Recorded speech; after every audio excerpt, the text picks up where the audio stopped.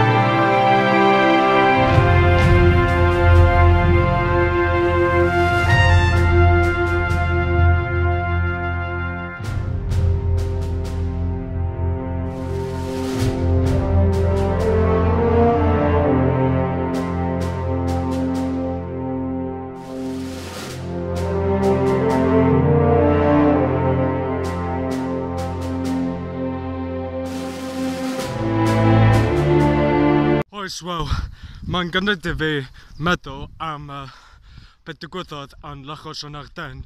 Ti'n gwybod, Battle of the Bulge, neu brwydr yn yr Ardennes yn ystod ail rhyfel byd.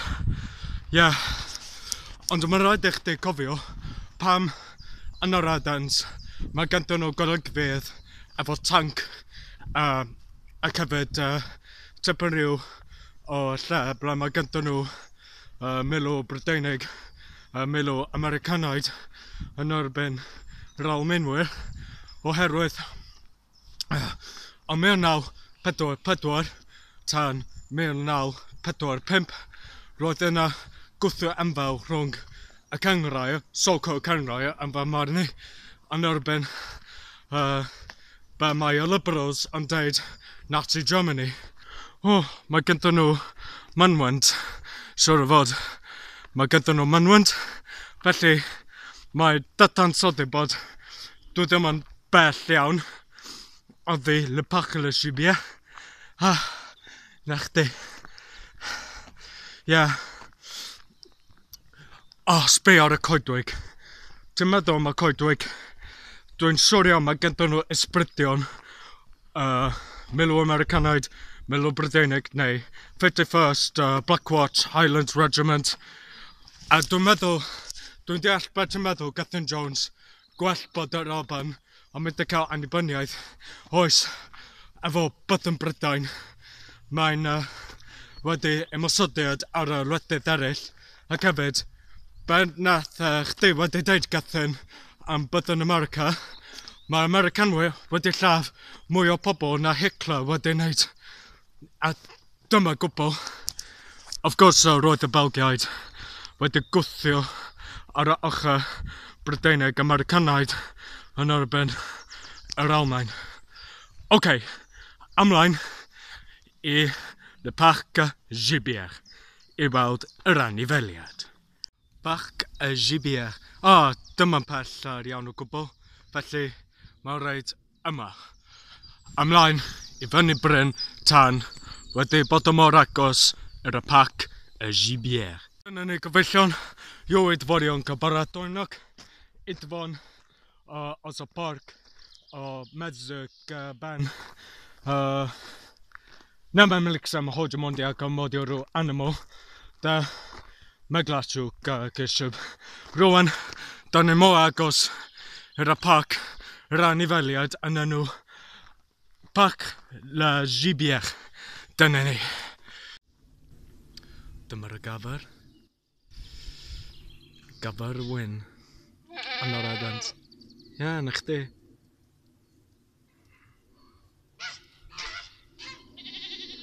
Na chdi. Shwmai, ti'n iawn? Na chdi. Rwan ta, dwi'n mynd i darllen yn Ffrangeg. Le sentier didactique, nous avons créé pour vous une sentier didactique qui va vous présenter les oiseaux de nos forêts, de bornes et de carnets de coquilles implantés le long du parcours proposant de jeux pour découvrir les espèces illustrées. Vous devrez faire preuve d'adresse, de sens de l'observation et de déduction. Le document que vous avez reçu, elle écrit à vous crédit pas et pas. Na chdi.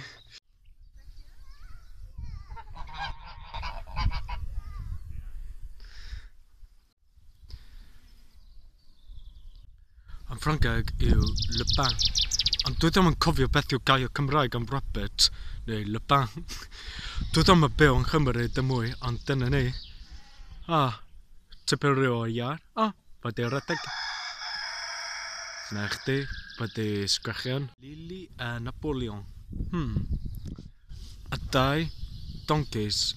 O get somar, Lili is Napoleon.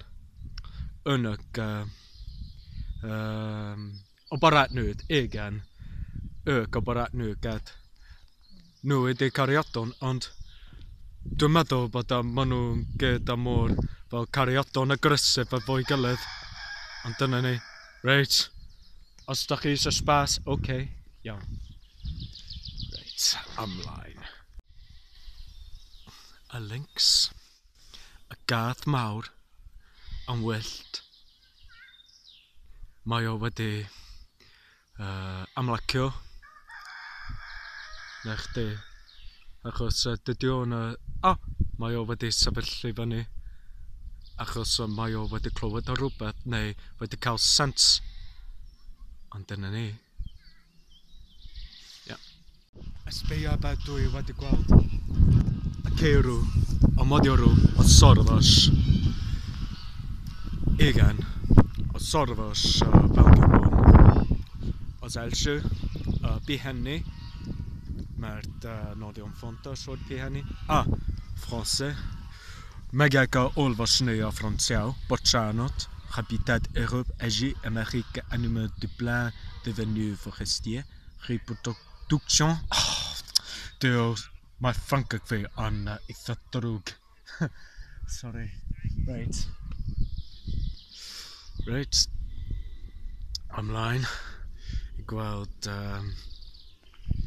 ceirw eraill. Na chdi. Shwmai. OK.